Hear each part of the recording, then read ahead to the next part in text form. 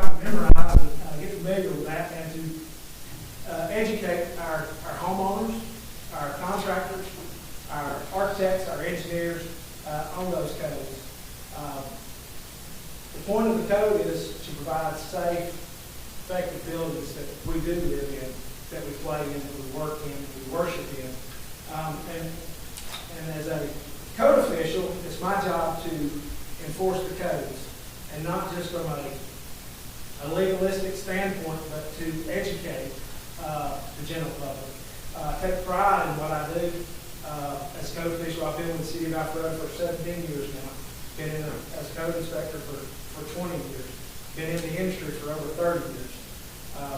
I have a team of 2 plans examiners, 2 permit techs, 5 inspectors that take care of all construction in the city of Alpharetta. We deal hand in hand with our local fire marshal's office as well, who is responsible to make sure that the means of egress and life safety are taken care of. But we do appreciate this, and we thank you for your support and continued support throughout the whole process of permitting, inspections, and COs. Thank you.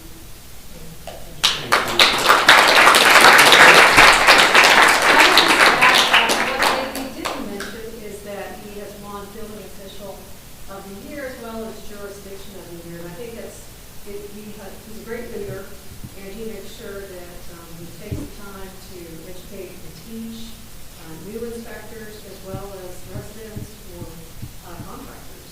So I really appreciate the leadership. Mayor Pro Tem? You said it all. We're good. Thank you, Judge. Thanks, sir. Thank you.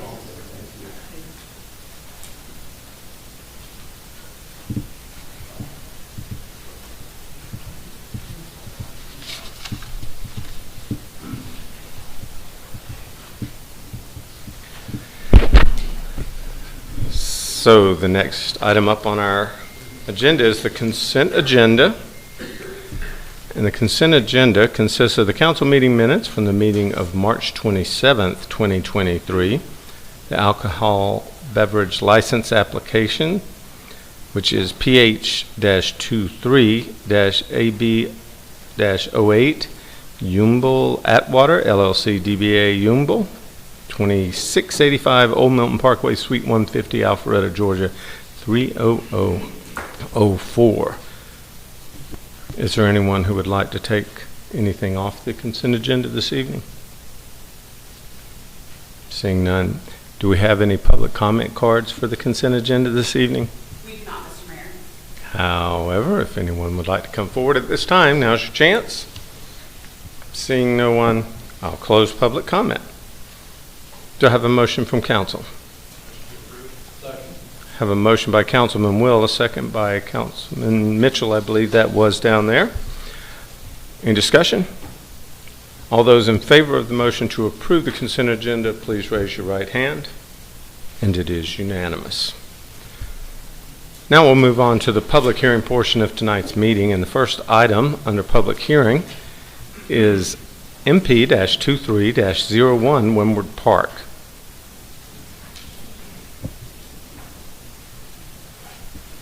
Mr. Woodman, I believe you have the floor.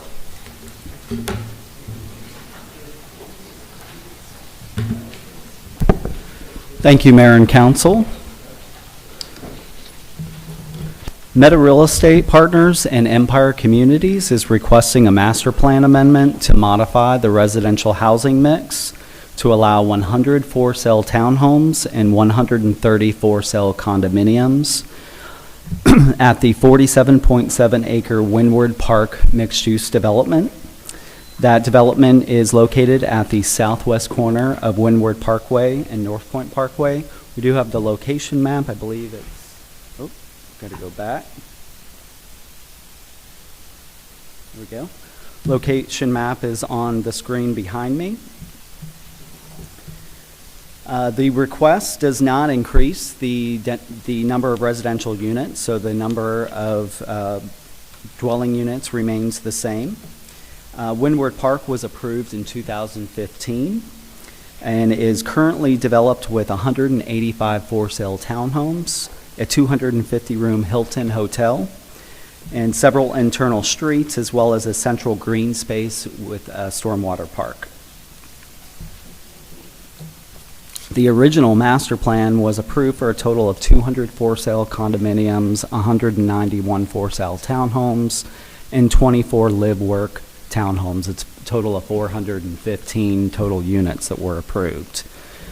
As I mentioned, there's 185 of the townhomes have already been developed. So basically what the applicant is asking for is to convert the 200 for-sale condominiums to convert 70 of those to allow those to be townhomes.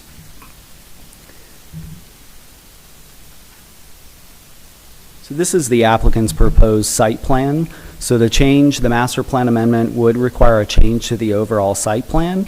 And I do have the 2015 plan as well for comparison. For those guys who may be looking, there is a deck that's right back there as well. Just for comparison, so this is the 2015 plan. The main portion of the site that is being changed is about the center of the site. And so I'll just go back to the current proposed site plan here. There's two office buildings, two 250,000 square foot office buildings. That remains the same from the 2015 approval. One is 7 stories, one is 8 stories. They both have parking decks associated with them. And then the for sale condo building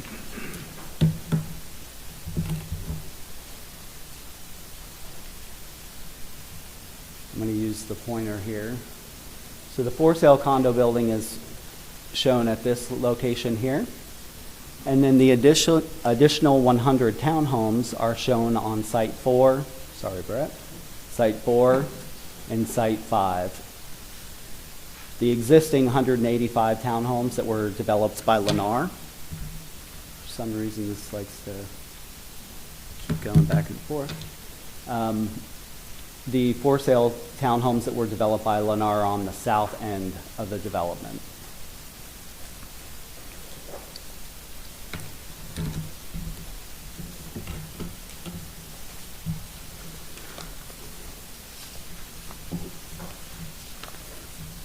So of course we reviewed this request against the criteria for a master plan amendment. We do believe that it is consistent with the future land use. It will complement the surrounding properties. We are this site is surrounded by office parks and a nearby retail center. The proposed density, as I mentioned before, will remain the same, so there's no increase or decrease to the overall density. And this mixed-use development is located in close proximity to Georgia 400, and of course the MARTA Park and Ride is adjacent to the site as well. The biggest concern that staff had with this request was the provision of the retail and restaurant uses within this development. I'm going to just go back to the original plan that was approved in 2015.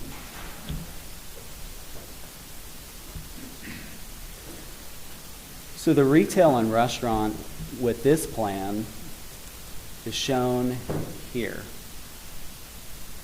Here, and then there are some retail outbuildings at this location here. On the current plan that the applicant proposes, where there was retail, there are now about 50 townhomes. So we are recommending a concurrency requirement with the construction of those townhomes along North Point Parkway that would require construction of the 31,400 square foot of retail restaurant use that was approved with the mixed use development, concurrent with the 51st townhome being built on the site. And I'll call that out as we go through the conditions. This item was shown to the public at the December 14th Community Zoning Information Meeting. There were several public comments with concerns over wanting more green space, play area for children, sit-down restaurant in the retail area, and concern over office space being vacant. At the time that this was shown to the public, back in December, the applicant's request was similar, but it was not the same. They had 100 for sale townhomes, but they were requesting 130 for rent building. So where that 130-unit for-sale condo building is shown, they had that as a for-rent building at that time. So this item was considered by Planning Commission on January 5th. At that time, it was a proposal for 100 for-sale townhomes and 130 for-rent units. At that meeting, there were a couple public comments, concerns over the proposal being different from the original vision for the property, and there were concern over impacts to overcrowded schools. And ultimately, Planning Commission deferred the request to give the applicant a little bit more time to work some things out with staff. Between the January 5th Planning Commission meeting, or after the January 5th Planning Commission meeting and before the April 13th Planning Commission meeting, the applicant made a change to the overall site plan. They pulled the for-rent product and they changed it to a for-sale condominium product. Prior to that change, they were also asking for a variance to remove the neighborhood grocery component.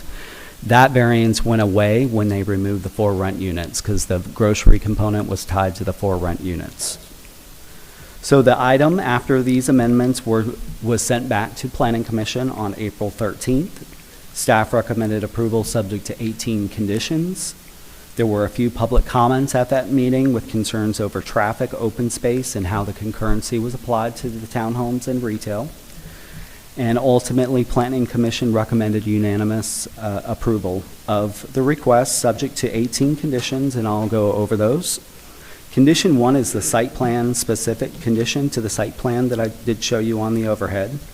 Condition 2 ties it to the architectural style that was submitted in the submitted renderings by Cooper Carey. And I did not show those, so let me go back to those real quick. So there are some site numbers referenced in the condition, and these are the site numbers. As I mentioned, that site 4, which used to be retail, where they're proposing some townhomes here. I'll call that out during the conditions. This just shows you some massing of the building, so it gives you an idea of the height of the buildings. The townhomes are 3 stories. The condo building is 5 stories, and then the 2 blue boxes are the 2 office buildings, 7 and 8 stories.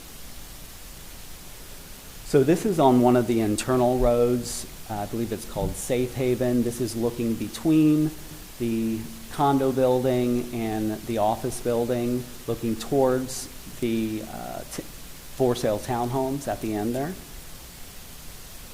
This is looking at that central detention pond green area, looking at the back of the condominium building. Bird's eye view of the condominium building with their amenity space at the rear of the building, the pool area there.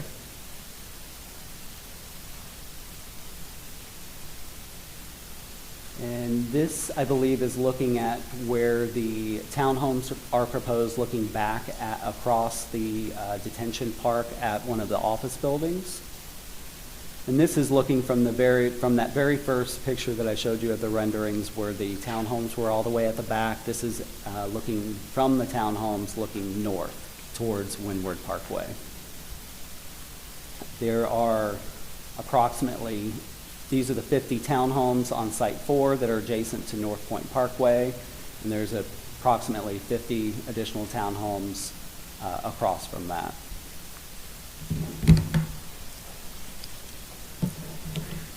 Condition 3A addresses the retail restaurant uses, limiting them to no more than 31,400 square feet in buildings with minimum height of 24 feet, and it does allow for a standalone retail building. There's one 8,000 square foot standalone retail restaurant building. 3B ties the office use to no more than 500,000 square foot of office. 3C addresses the for-sale townhomes. So this would be the additional 100 for-sale townhomes to be developed by Empire Communities. Permits them to be up to 3-story buildings as depicted on sites 4 and 5. And then goes on to state, and this is a change that was made at the request of the applicant by Planning Commission, goes on to say the first 50 townhomes will be built on Site 5. So that's the site that does not sit along North Point Parkway, that sits back closer to Dryden. And then the sentence goes on to say, starting with the 51st townhome shall be constructed concurrently with retail restaurant uses, and a certificate of occupancy shall not be issued until a minimum 31,400 square feet of retail restaurant use has been constructed or is substantially under construction as determined by staff. 3C.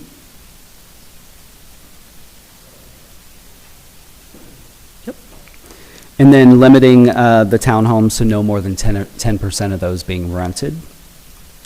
Condition 3D addresses the for sale condominiums. It's up to 130 for sale condominium units in a building up to 5 stories, which that site is Site 3 on the site plan. Does require the active uses that we would typically have in a rental building, so on the first floor, and it does limit to no more than 10% of those units being rented. 3E addresses the parking decks and limits all parking decks to no more than 6 levels.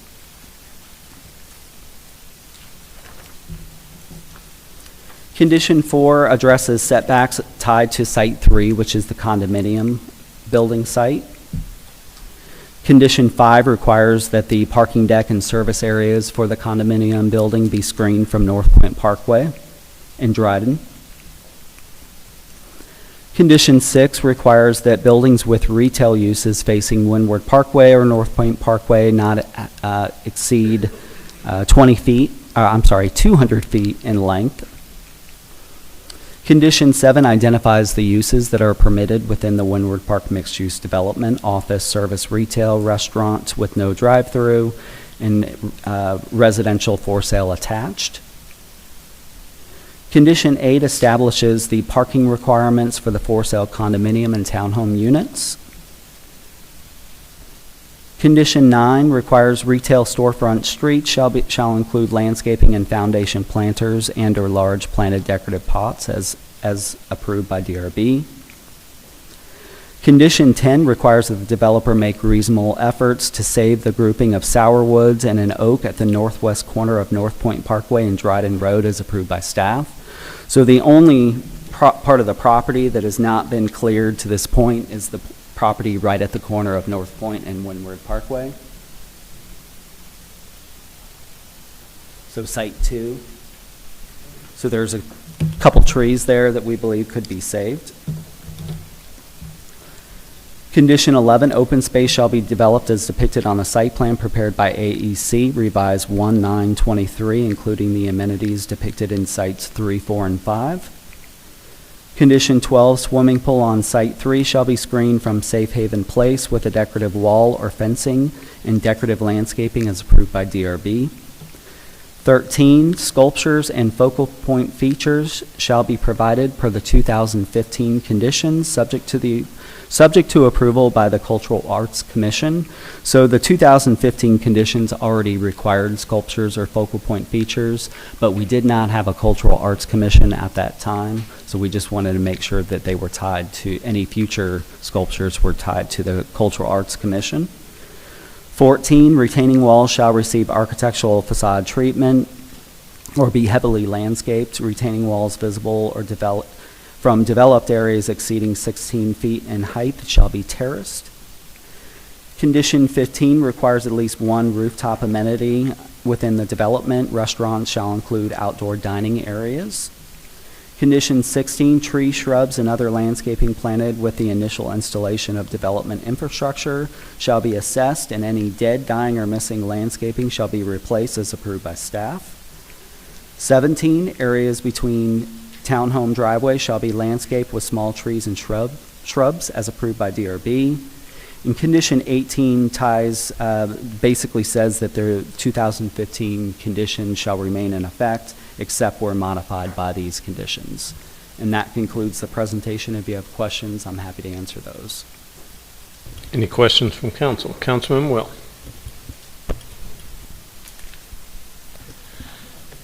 Mr. Woodman, I have a question specifically on 3C. and only because I'm not completely aware of this, but what it says specifically is no more than 10% of the units shall be rented as stated in the HOA documents. Who controls the HOA? So the HOA will be established by, when the developer leaves, they'll establish an HOA for those townhomes. Can that HOA document be changed? So what, the document could be changed, but if they were to change it to not comply with this condition, then they would be out of compliance with the zoning condition that only council can change. But wouldn't the project already be built at that point? It would be built. I own some townhomes and condominiums. We have HOAs we change all the time. We Sure. don't go to city council and ask them. Understood, and that's certainly something that could happen, but they would not be in compliance with the council condition that was placed on the property. We do require a copy with the final plat for these townhomes. We would require, before they started going vertical, with the final plat, we would require a copy of the HOA docs, the language that would be in the docs, so we would verify that language is in their docs. And again, I'm just curious, but Yeah. if I play the devil's advocate, it's possible then, from what you're telling me, is this project is completed, it's done, we're not worried about zoning anymore. Either the developer or the new owners change it and turn all those condos back into apartments. No? They would be in violation of our zoning code as well as the zoning condition here. So there's nothing that would say, if this is approved per these conditions today, there's nothing giving rights, that would be a for rent product, basically, if the whole thing was for rent. Well, this and they gets to don't my have second that zoning. question. Is there a difference in construction on a condo versus a for rent? So it's basically the same. I'm I was just probably looking not at the her expert yes. on that, It's but the same it's unit. probably We're building similar. apartments and calling them condos. Yeah. Okay, all right, thank you. Councilman Mitchell. Thank you. There's nothing on these conditions. First, let me ask you, this will go before DRB, right? Yes. Yeah, And- condition 2 will require that it goes. The development has been to DRB for a design guidelines document. They will need to bring that back. Can you put the slide up that shows the condos? So the condos are shown here. All the three-story condos, please. Oh, the Townhomes. Townhomes? Yeah. All right, I think the last slide is the best slide. This design, there's nothing inspiring about any of this. It's one long row of boring. I mean, Empire did a great job on Thompson Street. I'm just looking for more brick and stone and a lot of changes. I'll ask the staff, ask you all, the applicant, about this, but that to me is about as boring as they come. It looks like apartments. It really does. Understood. It's got to improve before it gets my vote, so. Yeah, condition 2 would tie this to DRB approval, but I believe the applicant does have some, probably a little bit more detailed images of the townhomes, but certainly they should be able to answer those questions. Okay, thank you. Councilman Hypes. Mr. Woodman, I see that, I think it was conditions 17 and 18. 16 and 17 dealt with the trees. This echoes a little bit of what Councilman Mitchell was bringing up. I was about the appearance of the long runs. I got over to page 65, and it's the same one right there, 65 in my packet.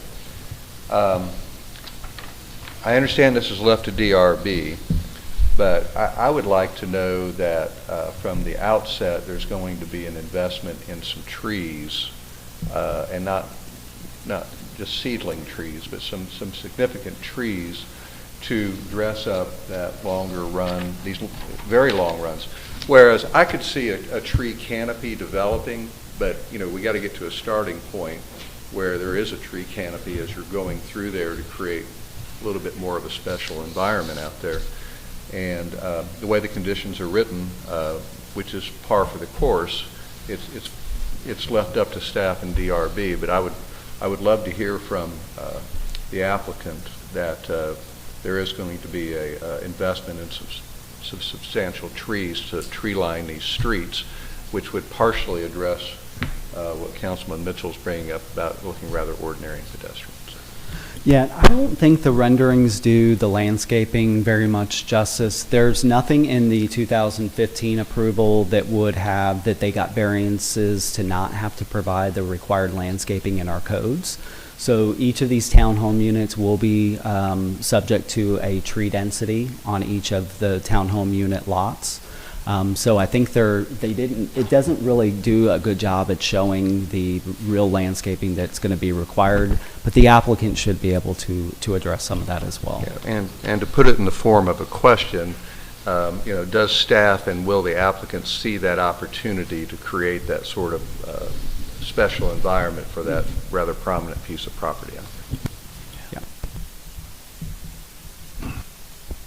Councilman Dorito. Thank you, Mayor.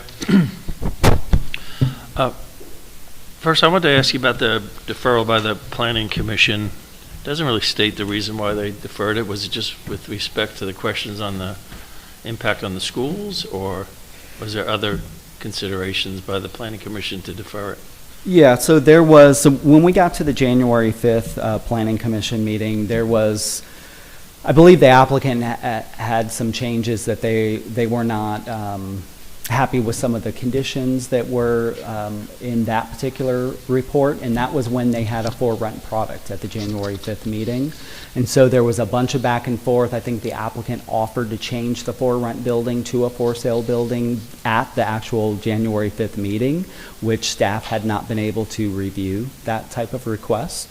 And so Planning Commission ultimately looked to staff at that meeting and said, I think you've got to work some things out with the applicant before we can really consider this. So that was the real reason why they ended up deferring the request. So the way I read the staff report and the information provided to us in advance of the meeting tonight, the biggest change is shifting for rent units to for sale units.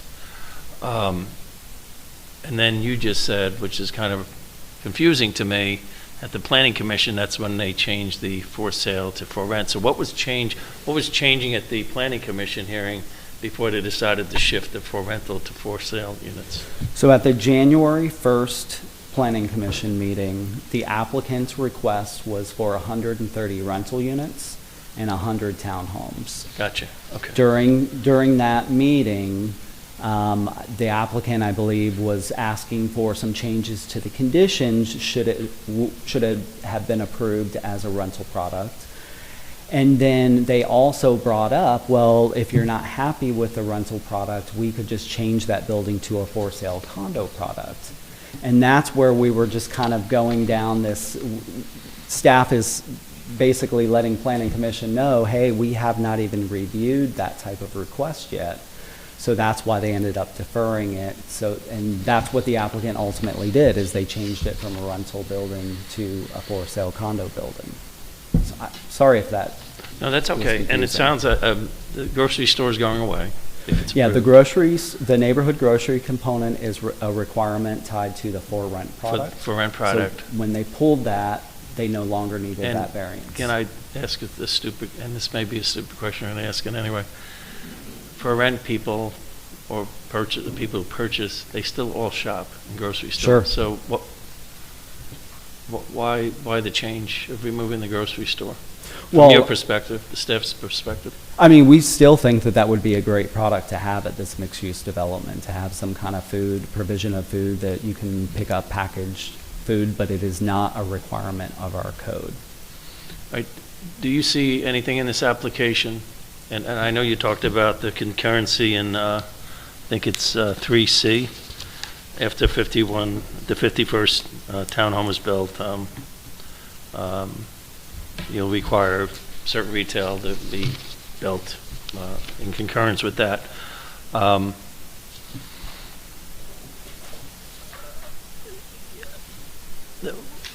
What I guess, because I wasn't here in 2015 when this initial plan was approved by council. Is there anything that causes the applicant to make sure that these other aspects of the development proposed and being changed now are actually going to be foreseen, meaning can they go with the current conditions, build all the for sale units, and if they do the 51st townhome or more, put that retail in and then literally decide not to continue the project? There is potential that, there's nothing in the concurrency. The concurrency requirement is only tied between the for sale townhomes and the retail restaurant use here. So could the developer build the townhomes and the retail restaurant and then leave and not do the condominiums or the office? There's potential that Here's my concern. And I'll use a live example of this. In the city of Roswell, they approved that. It's called the Catherine. It's along Route 9 there in Roswell, not far from Alpharetta. And the developer had all these great plans to put retail in front of it, and they built the rental units, and then they walked away from the project. And so you have a huge empty lot sitting in front of this place. My prediction is they'll probably put more housing there in the future. Maybe not. My concern is how do we protect the city from everything being approved in this plan actually happening if we're going to now change the plan? Shouldn't we have some guarantees that these other phases are completed versus looking at nice little office buildings and things and they never happen? And then that becomes more of a, at least an economic argument in the future by maybe a new applicant that says, hey, for me to make this a viable option, I have to put 5-story for rental units to basically build here. Office space at the time may not be as in demand. Who knows, right? And that's my concern. So I just wonder what staff's perspective is on that and how we might be able to at least, have conditions that protect the city from approving this and making sure that this is realized. So- Or for causing them to have to come back before us for a new approval if things change.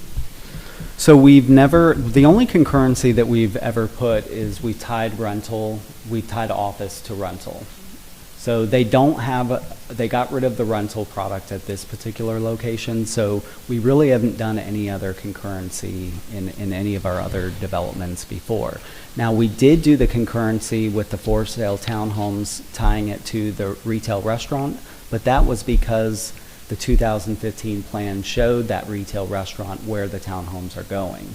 So that's why we added that concurrency in, but to make sure that we are being consistent with what we've done at other mixed-use developments, we've only ever tied the rental product to office. I definitely see your concern, Councilman Dorito, but I don't know that it's something, we would definitely be deviating from what we have done in the past with respect to trying to tie other uses here. I suspect that the applicant is waiting for the market to dictate when that office is going to be ready for construction. And they seem to be, invested in this project, even though there's been a number of developments constructed and they've installed quite a bit of their infrastructure. And let me just say for the record, I'm not doubting that the developer has great intentions here, the applicant. Things change, right? And so Sure. At least I would like to have some sort of check and balance, if we could, in the conditions that cause the next applicant or maybe the same applicant coming back before us if they can't achieve some of the things that they're talking about in this project, because we're approving, and previous council and planning commission approved back in 2015, a plan that obviously they liked and they approved. And so I think it's incumbent upon us to make sure that we either realize it or change gears and come back and start at square one again to see what the new project might look like. This is just a comment. The two other quick things. I concur with Councilman Mitchell on the aesthetics of the elevations of the townhomes that are up in the picture there. When I saw that, I just viewed it as a modern day, military barracks on one of our, military bases around the country. There's just no pleasing value to looking at a row of just townhomes like that. I mean, when I was last in council, we used to require even the townhomes to, have first one be pushed back so many feet, the next one come back up, and so you'd have not just a straight wall of townhomes, but you'd have an aesthetically pleasing look with the trees and everything else that Councilman Hypes talked about. So that's a real concern of mine as well, so I'll point that out. One other thing, under condition 10, talks about the developer shall make reasonable efforts to save the grouping of sourwoods and an oak. Could we take out reasonable efforts? Can we just say developers shall make efforts to save the grouping of sourwoods and an oak? Sure, certainly. we I think can. reasonable efforts is left up for broad interpretation. Okay. Thank you. Any other questions for staff?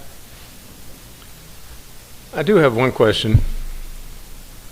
I was looking at the zoning map, and it seems to me that, is this actually an MU or is this CUP? It's zone CUP. So this Okay. is part of the Windward Master Plan. This property is a portion of Pod 66, which is a much larger pod, one of the largest ones in Windward. And it is a mixed-use development, just because it has a mix of uses that are within that particular development. But it was not rezoned to the MU zoning, Right. which you're used to seeing with the requirement for 10% commercial, 25% office, 25% residential. So, It's and a the reason little that's bit different. important to me is I take to heart Councilman Dorito's points, is this was originally an MU project. 10, 12, whatever years ago, when this originally came to the city council, it was a mixed-use MU, is what I recall at that point. And it had certain features. And through incrementalism over time, the only mix of uses that have occurred is a hotel and a lot of townhomes. And so I just wanted to clarify, it's not MU. That's It not is what they're not asking MU, for, yeah. MU. And so I don't think it's too much to ask that we get some assurances that we're not just going to incrementally continue to build more townhomes and more townhomes. Because it was intentionally created to facilitate a mix of uses. And I understand the market realities of the office and things like that. But I have, in addition to the concerns that have already been addressed, I certainly am concerned about not having some kind of contingency about the condominium project. Because, once again, we're under tremendous pressure to provide more affordable housing in Alpharetta. And the only way to provide that is by allowing products that don't already exist, that are perhaps more affordable and more dense, which would justify some of the density on this side. So I just wanted to clarify that. The other one I'll have is, and I'm not sure if this is for Director Cook or for the city attorney. So say we've got a building that was zoned for office, and they decide they want to put a restaurant in it, and they start remodeling, they open up a restaurant without getting permission. What are the procedures for us to enforce a zoning if someone's not using the building as the conditions and the zoning allows?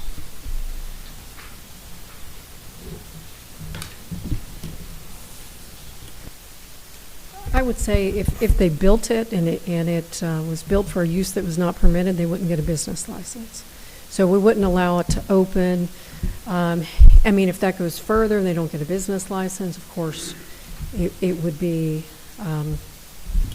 us issuing a citation for court. But what I'm saying is they can build it as an office building, and then it's a single-level lawyer's office or a chiropractor's office, and then they decide, you know, that's not what I want to do with it anymore. They open up a bakery or something like that. What is the legal progression of how we enforce those conditions? Because typically if we do it, we'll have a condition that says this is only available to retail. It's not going to have a restaurant or a beauty salon or something like that. If they were going to convert, they would have to go back to council. So if they... But what if they just did it without authorizing or getting Well- permission from the city, and they were in violation of that condition to use it as a retail establishment?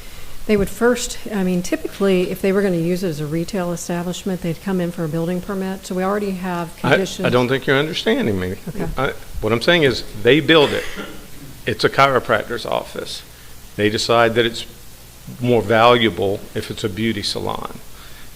And so they just open up a beauty salon. They don't come to us, they don't ask. Right. So it will be a cease and desist order that we would issue. So that would So be. the same would apply to a residential approval that was not complying with the condition, would it not? Correct. So you're talking about Okay. if they had a residential use that was built for sale, that became rental? Is If we that- had a zoning condition that said 10% had, there could be no more than 10%. That's correct. they- And we just had that happen.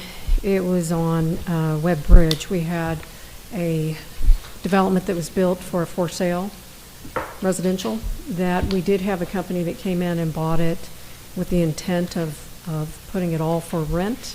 And so we were able to send that letter that this is not in compliance. They did resell that to individuals to make sure that they were compliant. Okay. So yes, Thank we you. do have.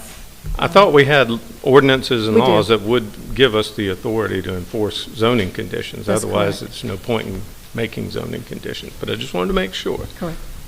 Okay, thank you. There's no other questions for staff? Councilman Will? This would go to Mr. Woodman. What are they allowed to do with the property now if this doesn't pass? So if this were not to pass, they still do have rights. They have rights to 200 for-sale condominium units. And then they have rights to 6 for-sale townhomes and rights to 24 live-work townhomes. They still have the rights to the 500,000 square foot of office here, as well as the retail restaurant use. So, and it would have to, it is tied to that site plan.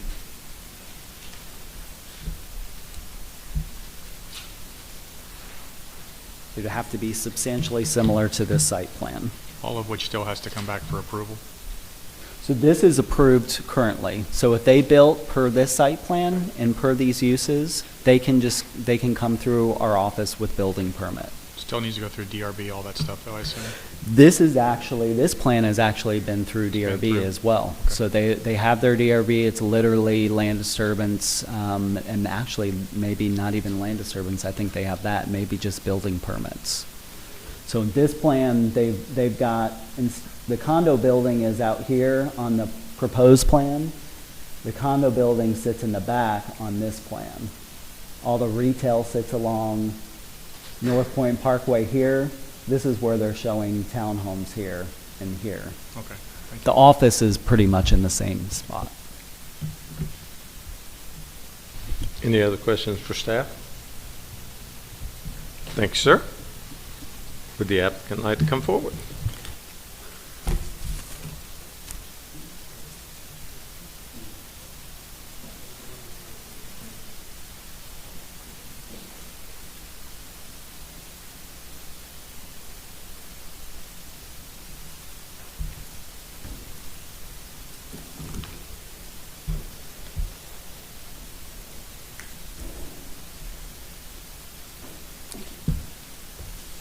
Mayor Gilman, members of the council, I'm Kathy Sickert with Smith, Gambrell, and Russell, and I represent Meta Real Estate Partners. And I want to go back and do a little bit of the history of this site because it answers some of your questions about how it was owned and what was sought.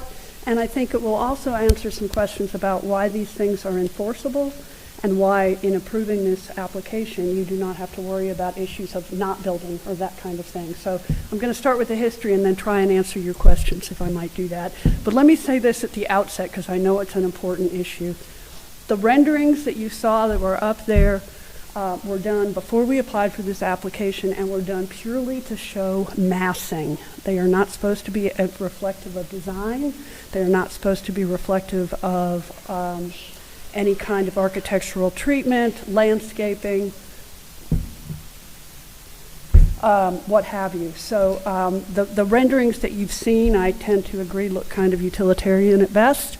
And I'm going to let Empire talk about their product, which I know you are familiar with and I know you've been happy with elsewhere in the city of Alpharetta. So that's what will be built here, and we will absolutely comply with the tree ordinance in terms of replanting the requisite number of trees, et cetera, on each lot, and to the extent they are needed on the streets. Now, do keep in mind that except for that one area on this site that has not yet been cleared, everything's in. The streets, the infrastructure, the trees, a lot of that has already been planted. There's art, and there's signage, and there's all sorts of things on this site that are indicative of the intention as to how this property will be developed.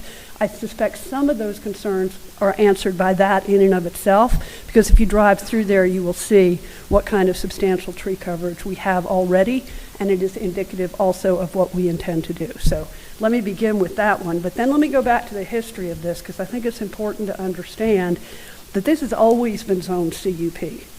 We might have come in and asked for a project that was mixed use in 2015, but it was not a mixed use application.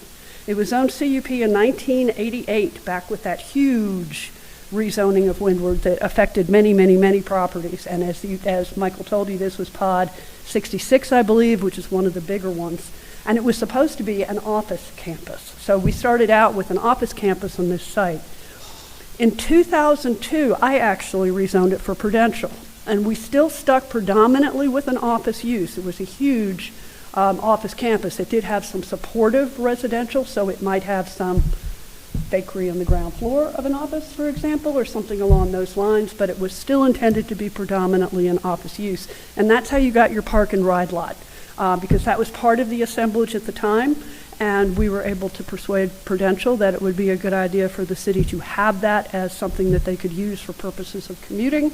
It was right before all the bus stop was starting, and as a consequence, that's how you got that site. So it was never envisioned as a retail location. It was never envisioned as a residential location, and yet you all changed the plans to allow those additional uses in 2015. So let's talk a little bit about that plan as well. As Michael pointed out, in 2015, the property was rezoned, and the reason it was rezoned is that, rightly or wrongly, and economic driven or not, office markets are tough right now, as I know you all know. A lot of us are now working at home, or at least trying to. And offices are, in particularly the large ones, are not being built. You're looking at 40,000, 60,000 build-to-suit kind of things. And fortunately, Alpharetta is getting a lot of that, I suspect, in large part because of Kathy's efforts. But you're not seeing 5-story office buildings be built. So that's what generated the request in 2015 to change, and that is also what is generating the request now to change. The current application, as Michael pointed out, is completely density neutral. We are not changing numbers, and the importance of that is that we're not changing traffic patterns either. So you will have the same traffic generation that you would have before. This was a DRI when it went through, and there were conditions imposed on the DRI, which have all been observed in terms of road improvements and the like.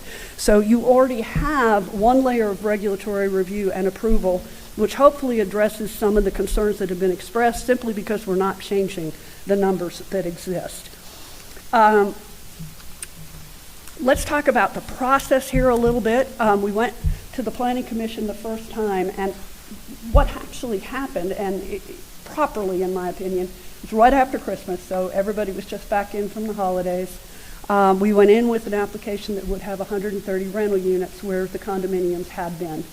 And there was a great deal of discussion on the Planning Commission about how they did not want more rental units. And you all know that that's been a hot button, particularly in the North Point area, for a number of years. And you've done multiple studies to try and account for growth and have conditioned application approvals on what timing and how many and that kind of thing can be built. So we fully understood that concern. And in actuality, the Planning Commission offered to draft on the plan a change in condition on the spot, on the fly, so to speak, that would allow us to switch to a rental product and thereby solve that problem, which was by far the vast focus of concern.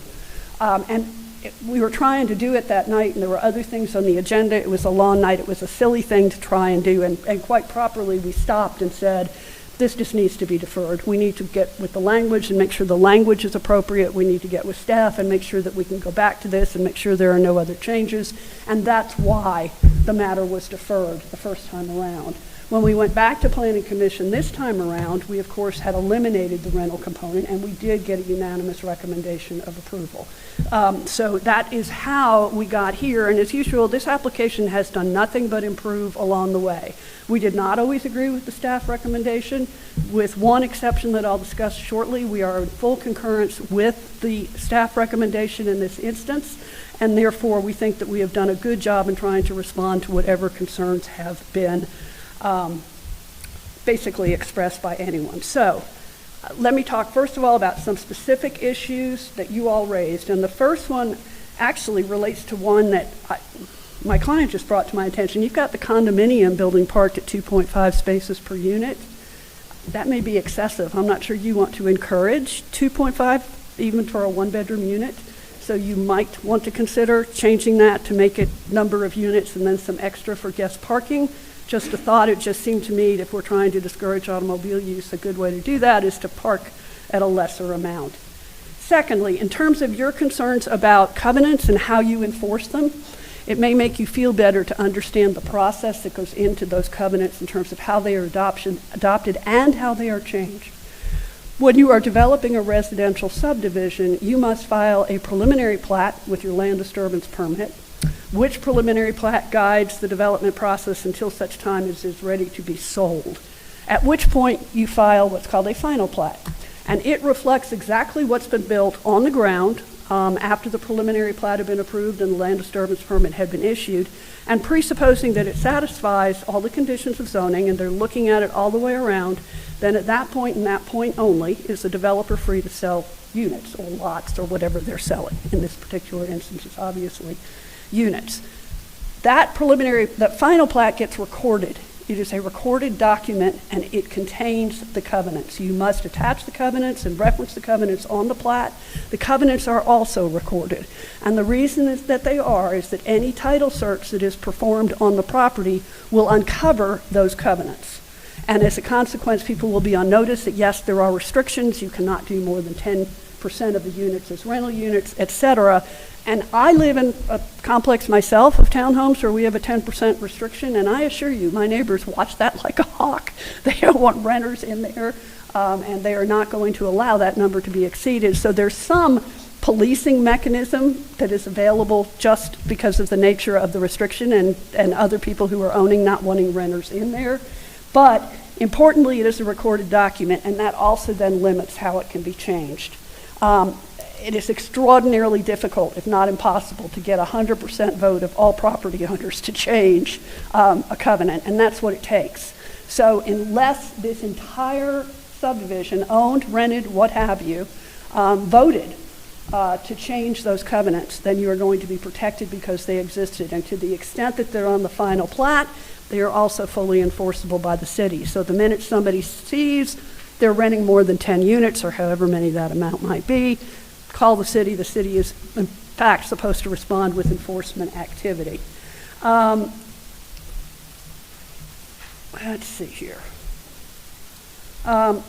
I want to explain the reasoning on where we came up with this concurrency requirement. And I get you all are trying very hard to make sure that we don't become a community of all residences and we don't become a community of all office, and that we want to mix, and that we want a mix that will encourage people to live, work, and play in the same place. That's, I think, what's been going on in this community and everyone else I work in for the past 20, 25 years or so. Can I speak over there? Can you still hear me? I think you may. You've got a voice that will carry throughout this room. Yes, it was meant as one. You can take it however you like. I'll take the content. All right, so here's what we did. We divided up this townhome project into two separate parts. I'm sorry. I don't need to move. Okay. This is the 50 that will be built first.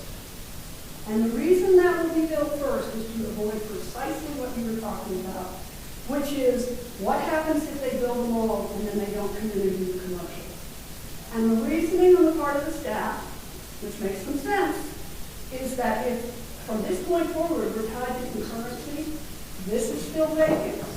You've got two options here as to where you can put your retail on the site. You can go back and put it on North Point, although we have to go back to the site plan to approve law.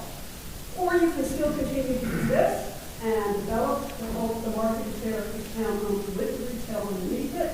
And at that point, then move forward with your second phase.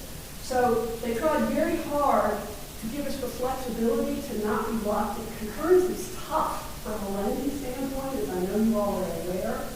So they tried to give us a shot at it by allowing half of it to go forward and then kicking in the contingency requirement at the 51st house. And the reasoning behind that not only is just to make sure it's preserved, but hopefully the fact that there are 50 new homes in this community will provide additional impetus to make that retail go. So that's how we are trying to protect the city and, quite frankly, how we are trying to protect ourselves. This is no different than any other application. I mean, anything can happen. Look at this one in particular. In 1988, it was all office. In 2002, it was all office. In 2015, it got changed. It's now 2023, and we're in for another change. It's not like coming in every 6 months. It's coming in dependent upon economic cycles, and that's the nature of the beast. I don't know how I can put a control out there for you which says this is etched in stone and can never be changed. That just can't happen. But we do have in place, in terms of the staff conditions here, sufficient controls so that what you are afraid of happening does not happen. I think the reasonable efforts thing is fine. We'll use our efforts, that's fine. And then let me address let's say you build a chiropractor office and then switch it out to a bakery. It is absolutely correct that that bakery would require a business license. And if they were starting from scratch, which was not your hypothetical situation, but if they were starting from scratch, they'd have to get a building permit too. I don't know of anybody in the world who would develop a bakery, particularly if it's being financed, without the lender saying, can you do this here? And that means that you have to get the building permit, you have to get all of the approvals and the inspections done, and you have to get a certificate of occupancy. So during that process, you are fully protected. After the fact, I think as Kathy described, you're protected by the business license process. I don't think, I may be wrong, I don't think a bakery can operate clandestinely in this office building. I could be wrong on that, but my suspicion is someone will say something about there being a bakery in the office building. Not to mention yourselves perhaps driving around the community and seeing grand opening for bakery signs. So I think you do have the ability to control that circumstance, and it is enforceable. It's absolutely enforceable. So I think the city is protected in that respect as well.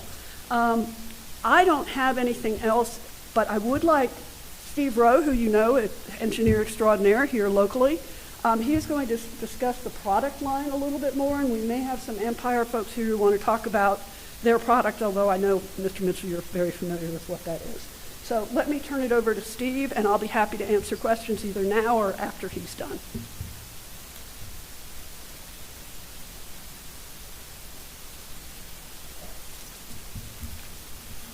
Good evening. Steve Rowe, AEC 50 Warm Springs Circle. I'm just going to quickly walk through the site plan. And just to kind of point out, I'm going to do the same thing as Kathy. I think my voice there. What we've got on this site is the majority of the site's not changed. So we've got the existing Hilton Hotel that's going to remain. Caravel, which is built, which is going to remain. And everything in gray is the existing infrastructure that's in place, including this large green area in the center, which is the stormwater park. That's all in place, functional, and working today. The office component on site 2 does not change. The office component on site 1 does not change. So what we're really talking about is just taking the old residential condominium building and then reshuffling that density across these 3 sites. And that seems to be the thrust of this request, is to match the marketplace where it is and to work with the same density and move the density around as it comes through the site. Digging into the townhomes a little bit more, we tried to be real cognizant of how these would one live, but also look to the outside world. So all of the units have front doors that front either to the existing infrastructure, existing roads, or common green space. So we are real cognizant to make sure that they either had a front door that was on green space or a front door that was out to the public road to kind of create that streetscape and that urban edge that we're all looking for in developments. The stormwater park would remain, which would cover the stormwater here. And then when they graded this site, they actually put the underground system for the retail that was supposed to be here in place. So we're going to keep that and use that for this development as well. All of that infrastructure is in place. At this point, I can answer any questions you might have.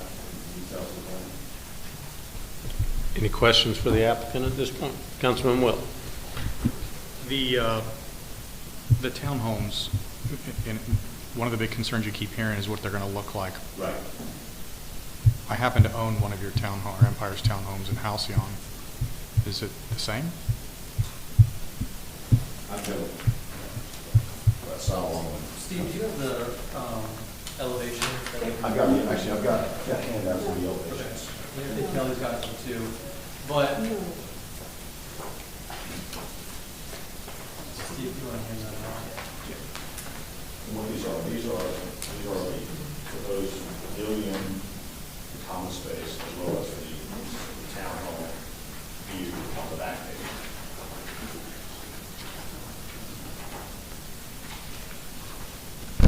Just somewhat higher, I guess. And to answer your question, is it going to be like Halcyon? From a quality standpoint, definitely. We think the Halcyon product is great. But with this townhouse product, we're going for a younger professional. So we're building a lot for across all Metro Atlanta for this 35 to 45 demographic. And we do a ton of surveys in-house and external with our designers on what they want. They're typically not looking for all brick, all stone, all masonry townhouses. They want something cleaner. They want something a little more hip. And that elevation style that we've done through a lot of communities across the Metro Atlanta, a lot in town, is really well received. And we'll continue working with Kathy and her staff on narrowing down exactly how these elevations are going. But this younger demographic is 35 to 45. We consistently do surveys. They want something cleaner. They want something more modern. They want color. They're not typically looking for a very traditional product. What's the price range on these? So we're hoping to be in the low fives here transacting. So ideally get, high floors base, but customers start adding in. They want quartz countertops. They want this. It's most likely going to be a low five product, which we think is really needed in. And the condos? Price range on the condos? Price range on the condos is going to be in the fours and up. That product has not been designed as far as it's far along in the towns. And the office building, the 500,000 square feet of office, that is part of what we're talking about here, right? Yeah, in fact, it's under contract to KDC that did the State Farm buildings at Perimeter, all 500,000 feet. We've got CB Richard Ellis leasing that. It's conditioned on them landing a tenant. Kathy's aware we were in the running for Morgan Stanley more recently. Okay, So I apologize. I thought you said it was rented, or it was under contract to be leased. The two parcels that house the office sites. The 500,000. Is under contract to a group out of Dallas called KDC that developed the State Farm buildings at Perimeter Mall. Okay. You may know. They're a nationally acclaimed Fortune 500 kind of headquarters group. They've Right. done a lot of them. And so they've got CB Richard Ellis out in the market with tenants. They'll buy the sites from us, build the buildings and lease them to those tenants once they land a tenant, corporate user. So Or you've they'll sold do the a build. office space basically, and they're going to lease it after the fact. Yeah. Yeah, or if the tenant expresses a desire to own it, they'll do a build to suit and let them own their building. So they can do it either way.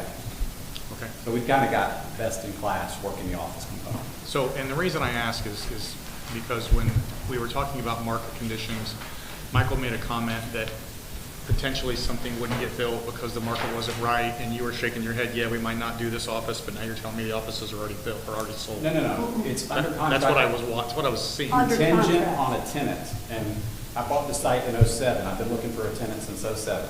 So I rezoned it originally in '07 and '15. So they bought the site, not a constructed building. We bought the site. The owner, the applicant that's before you today in 2007. Okay. And the people that you're talking about have bought a site from you, or they bought a constructed building? They are under contract on two of our two office sites. Full buildings? No, for the land. just for the They land. will build the Okay. buildings for the tenant when they find the tenant. Exactly. Right, well, that's where I'm trying to clarify. So in theory, they don't find tenants, they don't get built. Yeah, You've sold them. we're not going to build them on spec, betting on the come. It's, you know, they're at $250 a piece, they're almost $500 a foot, so they're $75 million buildings a piece at least, and so we're not going to. I heard they're building a $2 billion arena on spec up there. You guys- They get a lot of government help there, so we don't get it. Okay, thanks. Councilman Mitchell? Okay, back to the renderings here. Where the top page that says Park Pavilion, where are those? The park pavilion is here, and then there's a water feature that's out front that kind of helps transition from the public space to the private space. So this is one building, That's one. all building, four sides of it. 4 different sides, and it's an open air structure. Okay.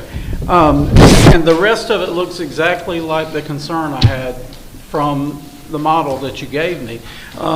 Would you all entertain a condition to add 30% varied brick, stones, shingles, siding, and vary the ceiling heights and vary the setbacks? Front setbacks, I'm assuming, like staggered? Yes, staggered. I'd like to condition that we work with staff on that, because I think at 30%, how that comes about, I think working with Kathy and her team, Kelly, that's up to you guys too. Yeah. I think we're okay with 30%. I think we'll be all right. Okay. And I say varied. All I'm seeing here is black, dark brick at the bottom, so it needs to be varied. And I'm perfectly fine with it going before staff and later DRB. Okay. All right, thank you. Because all I'm seeing there is board and batten and clapboard siding. Yeah.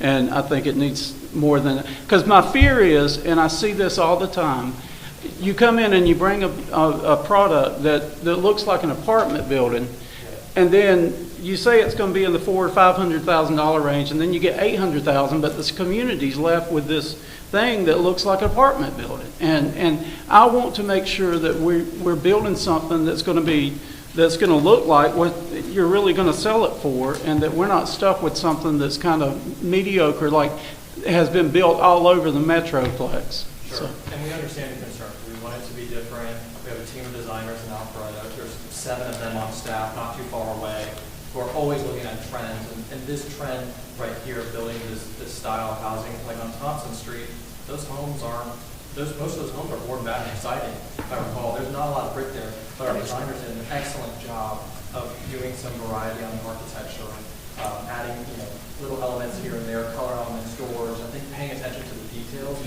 Yeah, it's the details that really matter on this. It is, but I'm not seeing a lot of detail on this. Sure, and if we need to further those designs, we're happy to do so. Okay, thank you.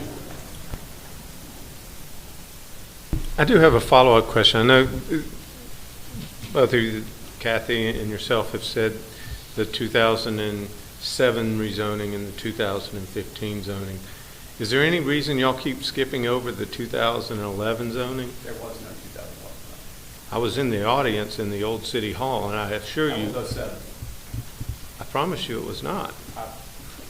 I can verify that for you afterwards, I promise, 100%.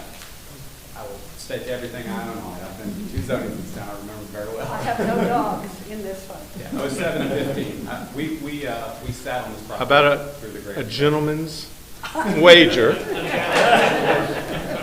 Bring it on. dinner? Love it. I won, so I'm happy to do whatever.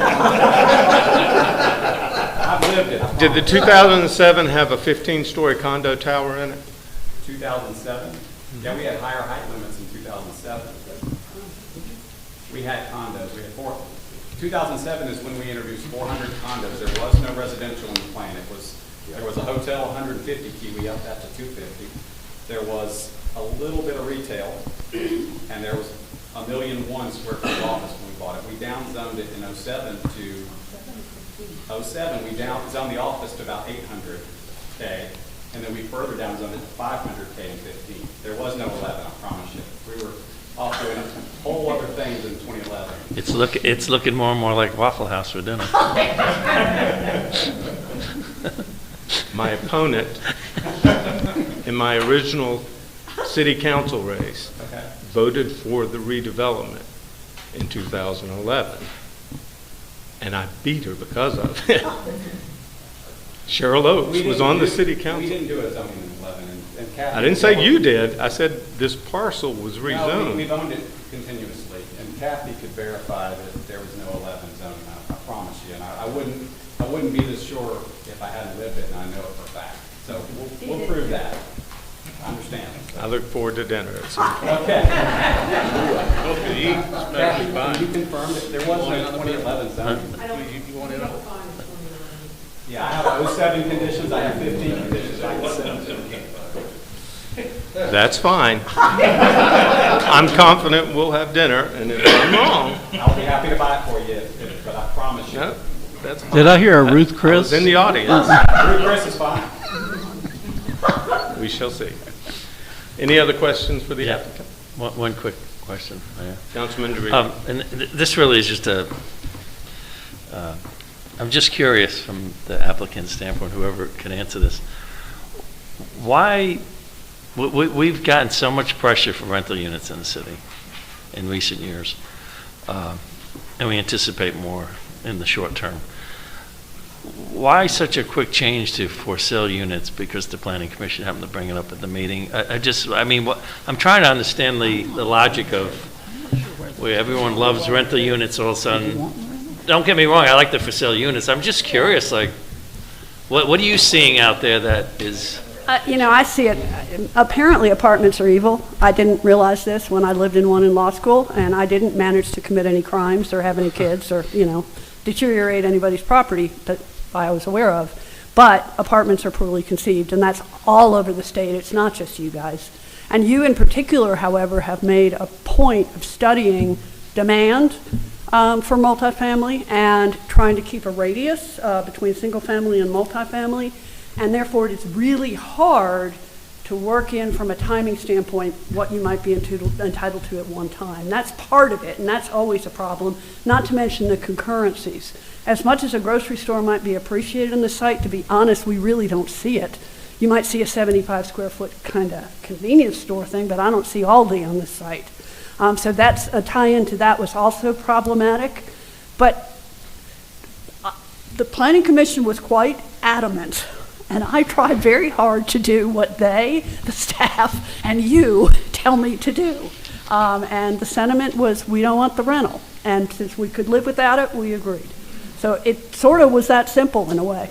I mean, I hope that was stated by the developer, that they are like 400s to mid 500s or something, because I do think we need that element in the city more so for the younger professionals, and I hope that actually is realized, because I think that's a great plus if that project incorporates that type of housing. So, thank you. Any other questions? Thank you, everyone. Ms. Shapiro, do we have any public comment cards? We do not, Mr. Mayor. However, if there's anyone here that would like to come forward, now's your opportunity.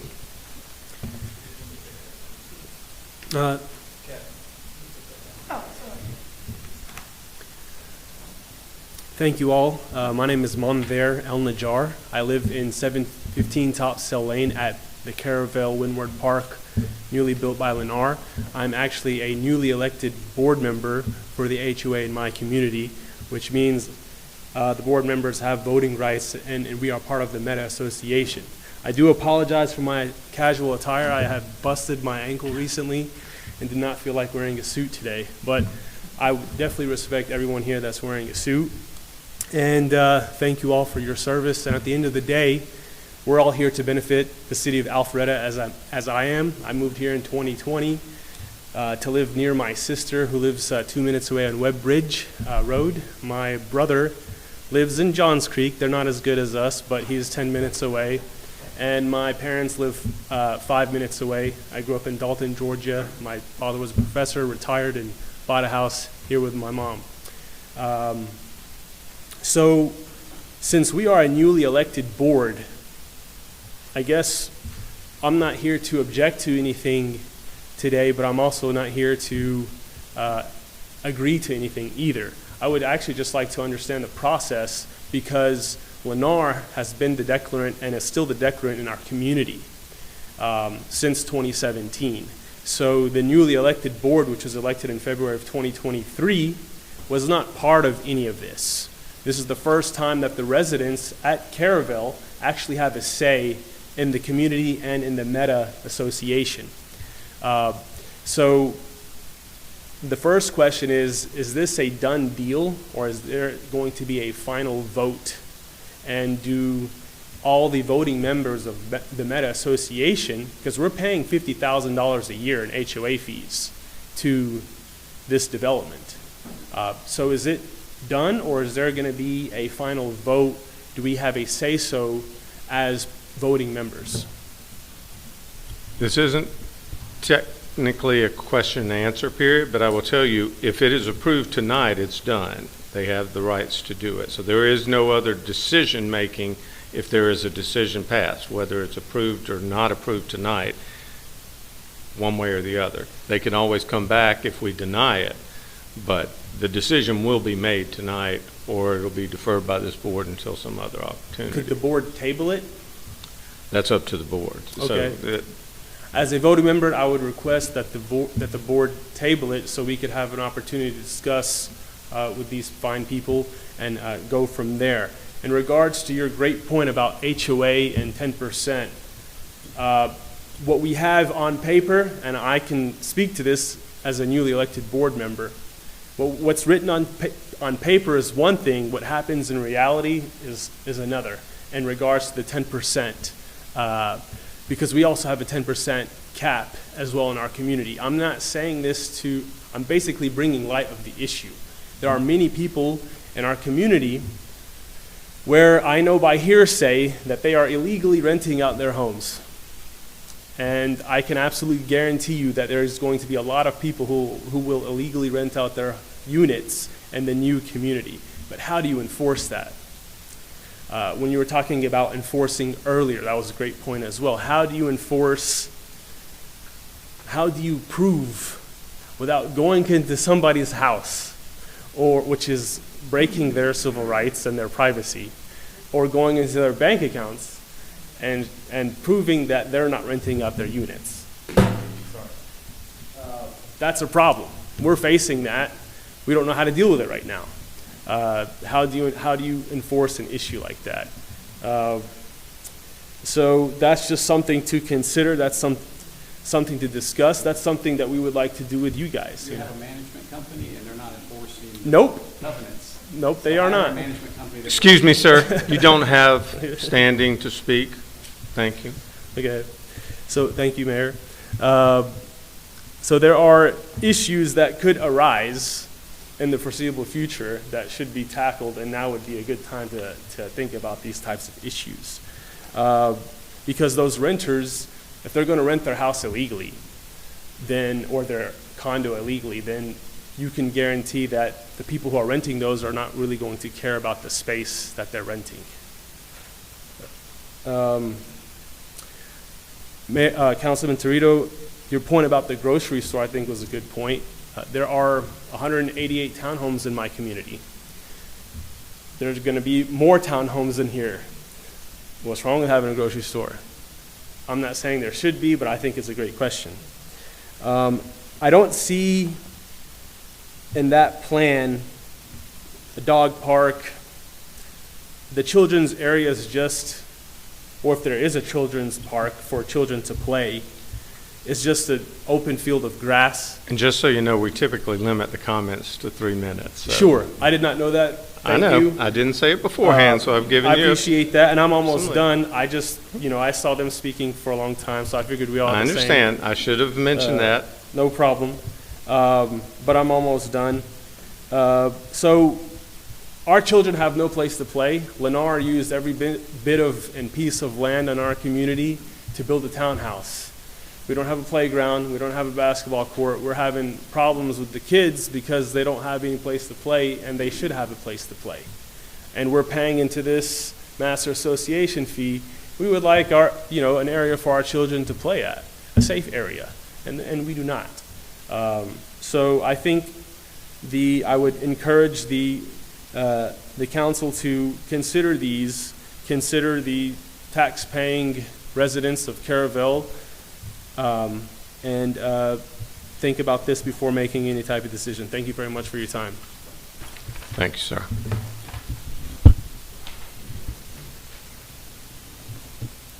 Mr. Lagerblum, trying to decide who is best to ask this question. Is it possible for us to do audits on property tax records, because that's the most likely way of identifying rental units is the property tax bill doesn't go to the address of the property? I would see how those public records could allow you to cross-reference that, yes. Okay.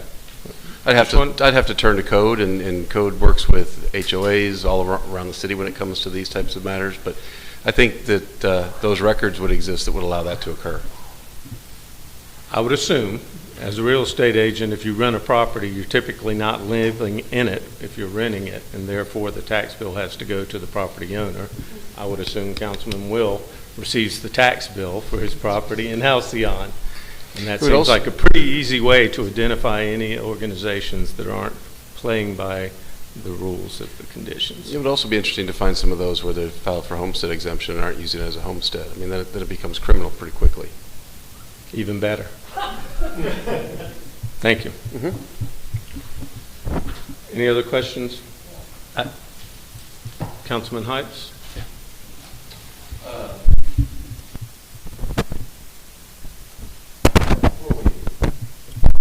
Before we get to the motion part, I think the gentleman raised some interesting issues that I had been thinking about, but actually thought for whatever reason, fault on my part, I just assumed that many of these things had been addressed. As an example, maybe Mr. Woodman or Ms. Zickert could address this.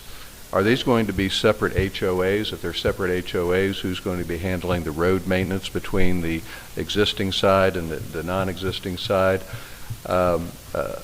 A little bit along the lines of what the gentleman raised is, we had an applicant several weeks ago where something was built on the premise that they would receive something else on the adjoining property, and that's what they bought into. Did the Lennar people, the Caravelle, if I'm pronouncing that correctly, people, did they buy into something with the understanding or being sold that they would have a grocery store? Was there certain promises made or expectations in the overall development for what would be in existence for what's already been built? And maybe the answer is they're just two separate pieces of property, two separate parcels. I don't know the answers to those things. So, who are you asking? Either Mr. Woodman or Ms. Zickert, whoever can best address the issues. In terms of HOAs and how many, there is, of course, a master one because there is infrastructure that supplies service to the entire project. So, for example, your roads, your detention ponds, all of those are kind of universal in application. You might have separate ones in individual sections because you have to have something other than just one great big pond based on topo, but there will be a master one. Then there are individual ones for each separate component. So Lennar has one, we will have one, the condo would have one. I don't know that the office necessarily would. I don't think they normally do, and I don't think that the retail normally do, but there will be separate HOAs established for each of those individual sections. In terms of what they were promised, I have looked at the minutes from approvals of Lennar. There is nothing in there in terms of even a discussion about a grocery store, much less guaranteeing one. The conditions, as far as I can tell, have been fully observed. So my answer to that question is yes, that has been checked. Councilman Dorito. Thank you, Mayor. If you could, I don't know the answer to this, but were the folks in Caravelle notified of the application, the changes? Yes, sir. All homeowners within a certain distance, and I can't remember off the top of my head what it is in Alpharetta, were notified by letter from me.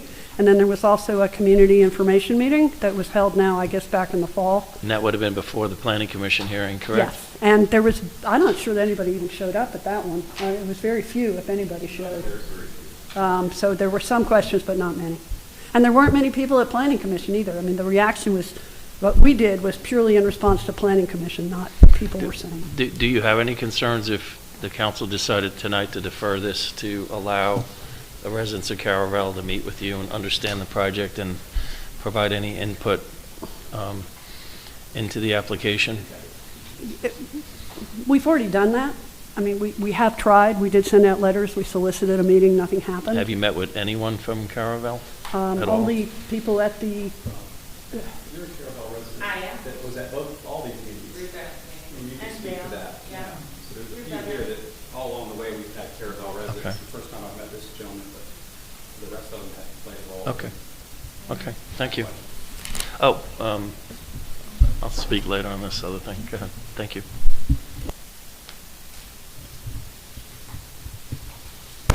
So first, I need to tell you that I will be buying this gentleman dinner. Just wanted to clear that up. It was the 2004, and it was when she came back up for election in 2011. So, name the place. No, look, I am not perfect. My wife will be glad to tell you that, and I was incorrect. Alpharetta has a lot of great restaurants. You're lucky. I know a good one. So, if there's no other public comment, is there anyone else that would like to come forward? Seeing none, we'll close public comment, and I'll call for a motion. Mr. Mayor, tonight I'd like to make a motion to approve MP-23-01 Windward Park subject to the following conditions that were read tonight. In addition to one adjustment to condition number 10, for the request of fellow council member to remove the word reasonable. I'd like to make a friendly motion. Councilman Mitchell? Okay. I'd like to add number 19 condition to add 30% varied brick, stone, shingles, siding, and varied ceiling heights and front setbacks as approved by staff and DRB. Accepted. Thank you. Is everyone clear on the changes to the motion? Okay. Any discussion? Yeah, just Councilman DeRito? Pick up on the mayor's comments on the HOA and the questions the concerns that were expressed. I live in a HOA community, and we have a master board and we have a townhouse board. We have that 10% rental cap within the covenances, and they're very well enforced in our neighborhood. In fact, we have an outside third party. It is, as the gentleman said, managed by the management company. We expect them to do that. You'll be amazed how many people within our community will question whether something's being rented or not. And in the management board, we have a third party, a company that we hired. I think they're called RPS. I can't remember the name of the company, but they actually manage the rental units. They charge an annual fee to the owner to rent their unit, and they do an annual audit of all our housing units within our development to make sure that we're not exceeding that 10% cap. People like myself who are invested in single-family homes, we're going to be vigilant on that. And so there's a lot of self-governance of that. And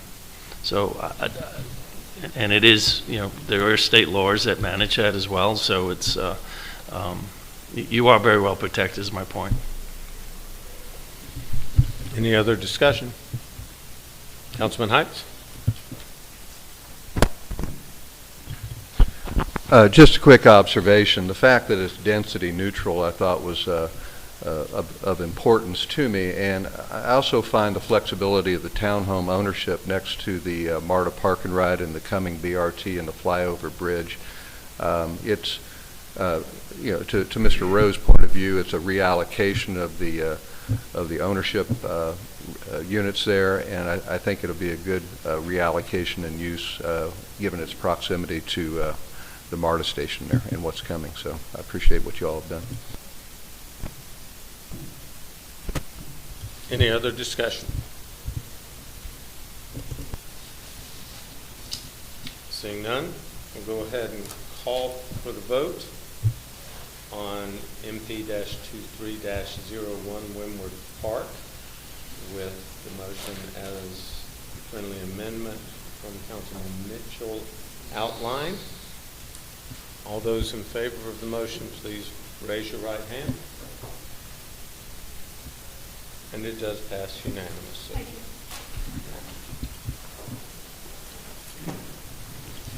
So the next item up on our public hearing portion tonight is the ordinance text amendments to the Code of the City of Alpharetta, Georgia Alcohol Ordinance. This is the first reading, and Ms. Eswine, you do have the opportunity to read this ordinance aloud. Thank you. That's not funny.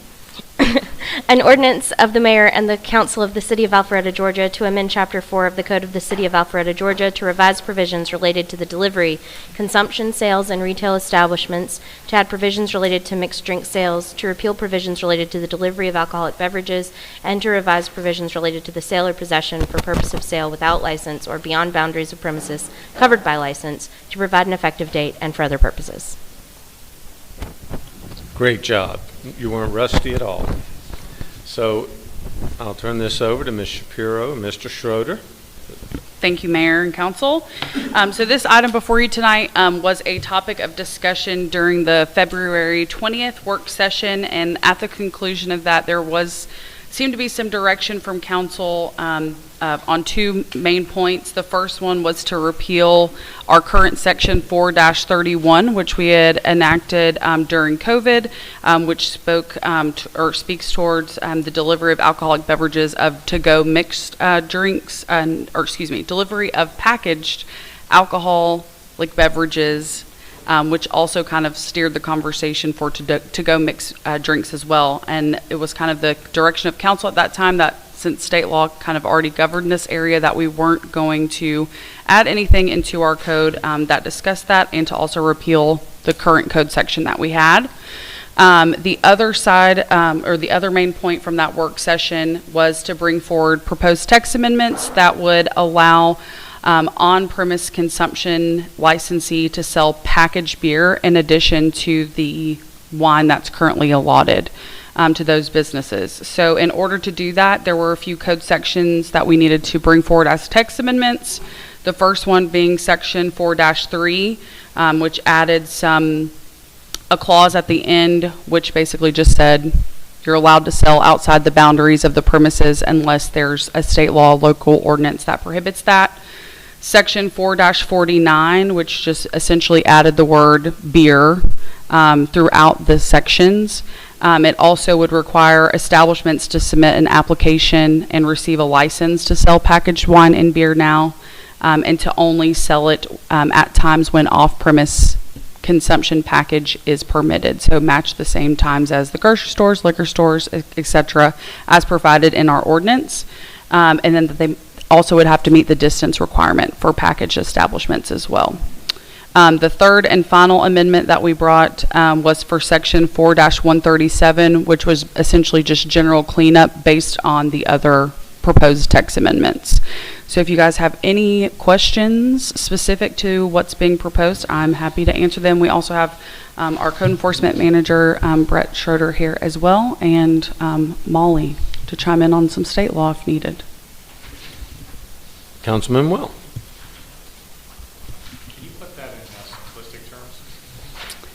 Yes. 431 is in state law, so we don't need it anymore. We're getting rid of that. Good tracking so far? Yes, we're good? I don't know what 430 was. Just pretend like I know what you're talking about. Just tell them, so we can sell beer in a package or we can't sell beer in a package? What are we voting on here? So that's what we're proposing, that you could sell packaged beer out of an establishment that has on-premise consumption of alcohol. By package, you mean I'm putting it in one of those brown paper bags and they're walking out with? That would be correct.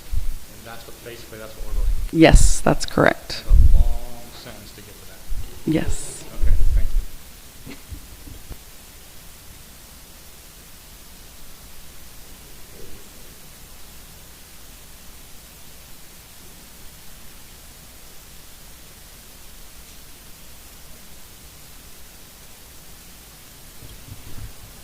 Any other questions for staff? Thank you very much. Ms. Shapiro, do we have any public comment cards on that item? We did not, Mayor. However, if anyone wants to come forward and speak on this matter, now's your chance to do so. Seeing none, we'll close public comment. Do I have a motion from council? Yes, sir, Mr. Mayor. I would offer tonight to adopt an ordinance to amend Chapter 4 of the Code of the City of Alpharetta to revise provisions related to delivery, consumption, sales, and retail establishments, to add provisions related to mixed drink sales, to repeal provisions related to delivery of alcohol beverages, and to revise provisions related to sale, possession, purpose of sale without license or beyond boundaries of premises covered by license, to provide an effective date and for other purposes. Second. Have a motion by Mayor Pro Tem Merkel, second by Councilman Dorito. And that was to approve the ordinance, text amendments to the Code of the City of Alpharetta, Georgia, alcohol ordinance as outlined by Ms. Shapiro and read by City Attorney Molly Eswine. In discussion? All those in favor of the motion, please raise your right hand. And it does pass unanimously.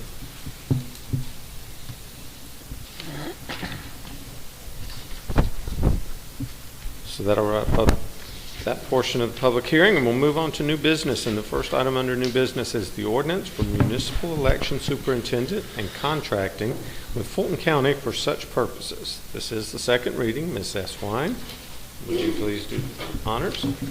An ordinance of the mayor and the city council of the city of Alpharetta, Georgia, to amend Article 1 of Chapter 2 of the Code of the city of Alpharetta, Georgia, to authorize the appointment of a municipal election superintendent, to authorize the Fulton County Board of Registration and Elections to conduct municipal elections in the city, to authorize the city to enter into a contract with Fulton County for such purposes, to appoint the Fulton County Board of Registration and Elections as election superintendent, and for other purposes. Thank you, ma'am. This is the second reading. Ms. Shapiro, is there anything you would like to add to that? No, Mr. Mayor, there were no changes since the first reading. Thank you very much. Do we have any public comment cards on this item, Ms. Shapiro? Ms. Shapiro? Oh, no, Mr. Mayor, I apologize. That's quite all right. Just check. However, if anyone would like to come forward and speak at this time, now's your opportunity. Seeing none, we'll close public comment. Do I have a motion from council? Yes, sir.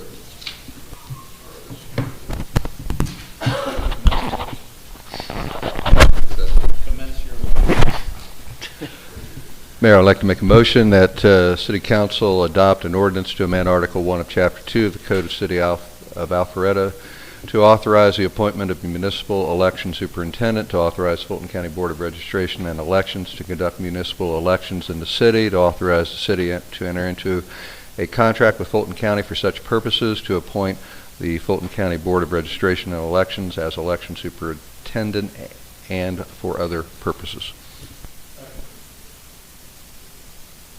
I have a motion by Councilman Hypes, a second by Councilman Mitchell, and that was to approve as outlined in the motion. Any discussion? All those in favor, please raise your right hand. And it does pass unanimously. Next item up will be the First Amendment to the 2008, nope, excuse me. I'm accidentally skipped over one. That'd be the item C, 2023 to 2024 citywide group medical, dental, vision.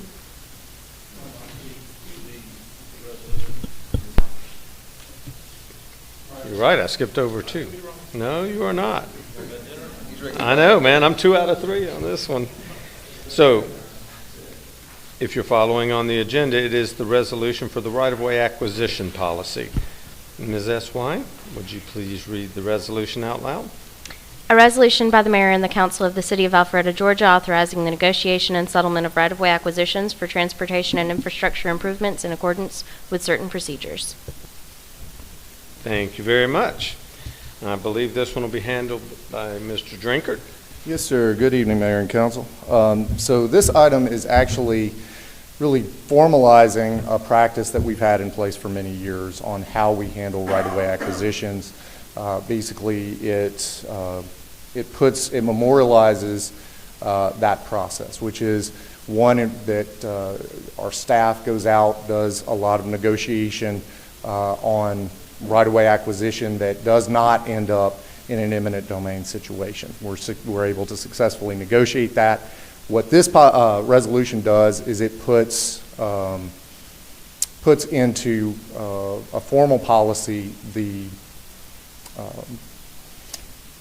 caps that we basically use when we're doing that. So it would place a cap of 28% above the assessed value, or the, not assessed, the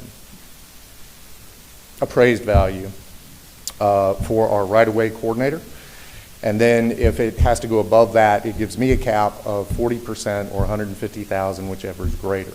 The wording of this policy is pretty typical of what a lot of local governments use. It was put into place by several of our neighboring jurisdictions, and is something we created in partnership with the city attorney's office. So I'd be glad to answer any questions, but like I say, it's really putting something in writing that we've been doing for years.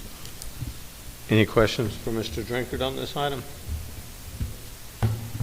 Thank you, James. I Yes, sir. appreciate y'all putting in the time to do this. I know we've had a lot of right-of-way acquisitions necessary for all the road projects. Yes, sir. Thank you. Ms. Shapiro, do we have any public comment cards? We do not, Mr. Mayor. However, this is your chance if you'd like to come forward and speak on this item. Seeing none, we'll close public comment. Do I have a motion from council? Councilman Dorito? Sure. Mayor, approved to adopt as presented a resolution authorizing negotiating settlement right-of-way acquisitions for transportation infrastructure improvements in accordance with certain procedures. Second. I have a motion by Councilman Dorito, a second by Mayor Pro Tem Merkel. Any discussion? Seeing none, all those in favor, please raise your right hand. And it does pass unanimously. So now we'll move on to the item I tried to start before, and that is 2023-2024 citywide group medical, dental, vision, disability, and life insurance coverages. Director Harris, come explain to us how our insurance... Oh, goodness. Good evening, Mayor and Council. It's not often that I come before you with a roughly $10 million annual spend, and tell you that next year it will not go up at all. We were able to negotiate with Cigna, which started out to be a 10% range of an increase based on our claims, and after going to the market and working with them versus the other carriers, we're able to get a renewal with Cigna, and as well as some of the ancillary coverages through IMED and some of the disability coverages. So there'll be no increase to our employees and no increase to the city. If there's any questions. Any questions for Director Harris? Councilman Dorito. Quick question, Tom. I read the package, and I just wanted, for the record, there's no change in benefits at all, no reduction in benefits at all to the employees? Correct. Okay, thank you. Any other questions? Thank you, sir. Ms. Shapiro, do we have any public comment cards? However, if anyone would like to come forward, now's your chance. Seeing none, we'll close public comment. Do I have a motion from council? Yes, sir, Mr. Mayor, I'd make a motion tonight to approve the 2023 to 2024 citywide group medical, dental, vision, disability, and life insurance coverages. Second. I have a motion by Mayor Pro Tem Merkel and a second by Councilman Dorito. And that was to approve the medical coverages as outlined by Director Harris. Any discussion? I'll just say congratulations, sir. One heck of a job.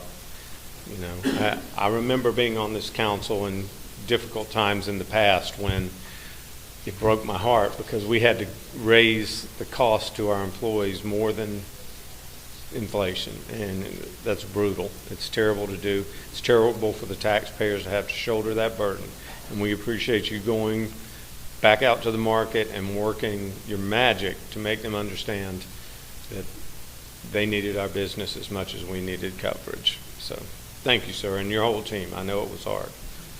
In this environment, nothing's easy.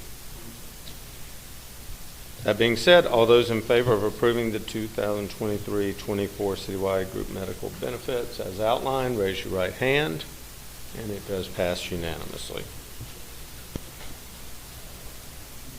Next item up will be the first amendment to the 2018 Memorandum of Understanding between the City of Alpharetta and Fulton County Schools for the building plan review and inspection. Ms. S. Wine. Yes, thank you, Mr. Mayor. This is an agreement to extend that 2018 agreement that you referenced with Fulton County Schools. Essentially, the 2018 agreement expired in March of this year, and so this new agreement simply extends the original agreement for another 5 years to expire in 2028, with it reverting back to an effective date of March of this year, simply to provide for the same terms that we had in the original 2018 agreement with Fulton County Schools, having a third party perform their plan reviews and inspections. Thank you, ma'am. Any questions from council? Do we have any public comments? Anyone else would like to come forward? Now's your chance. Seeing none, we'll close public comment. Do I have a motion from council? Yes, sir, Mr. Mayor, I'd offer a motion tonight to extend the 2018 memorandum of understanding between the City of Alpharetta and Fulton County Schools for building plan review and inspection for an additional 5 years, which will extend it out to March of 2028. Do we have a second?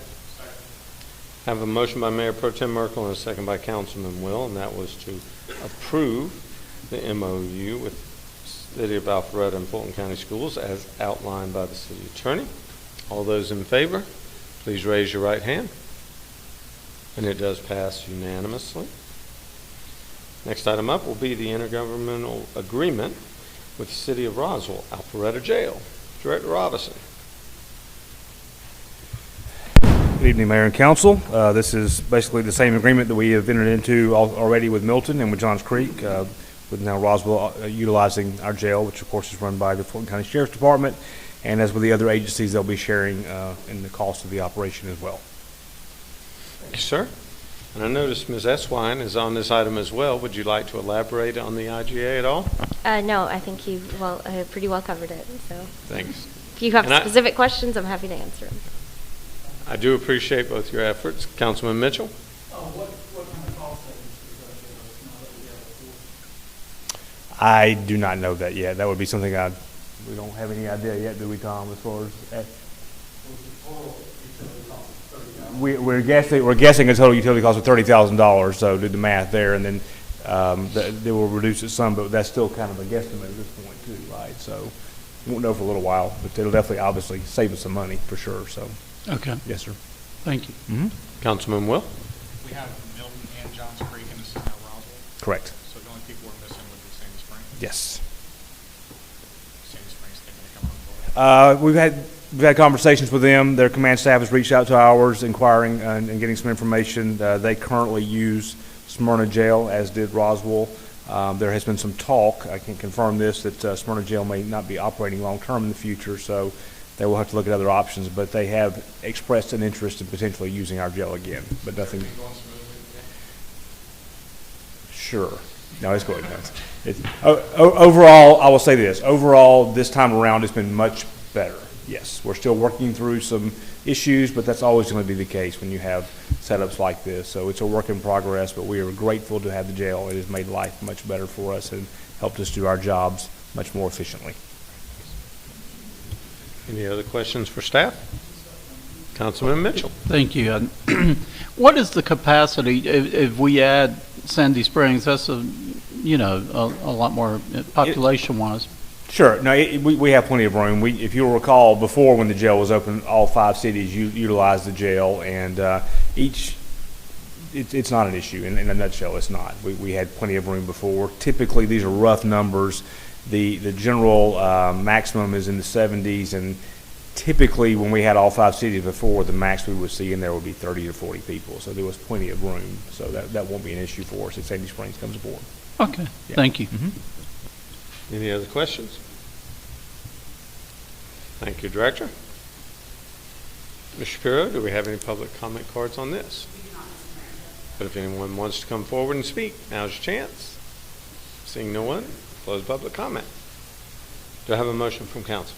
Mr. Mayor, I make a motion to approve the intergovernmental agreement by and between the City of Alpharetta, Georgia, the City of Roswell, Georgia, and Fulton County Sheriff's Office, Fulton County, Georgia, to board and provide for the housing of inmates at the Alpharetta Jail. Second. I have a motion by Councilman Will and a second by Councilman Mitchell. And that's for the intergovernmental agreement with the City of Roswell regarding the Alpharetta Jail as outlined in the motion. Any discussion?